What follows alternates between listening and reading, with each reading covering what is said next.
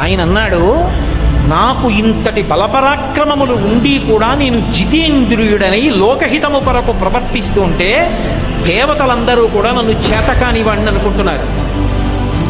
అందుకే ఇప్పుడు నా పరాక్రమం ఏమిటో, నా చేతనైన తనం ఏమిటో చూపిస్తాను. నా నారాచ బాణములను విడిచిపెట్టడం మొదలు పెడతాను. రాముడు యుద్ధం చేస్తే కోదండానికి బాణములను సంధించడం మొదలు పెడితే ఆయన భుజములు తాండవం చేస్తాయిట.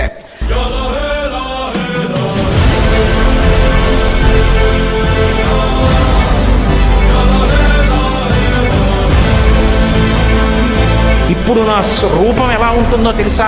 నన్ను ఆపగలిగిన వాడు లేడు లక్ష్మణ, విడిచిపెడుతున్నాను బాణములు, చూడు ఇప్పుడు నా ప్రతాపం ఎలా ఉంటుందో అన్నాడు.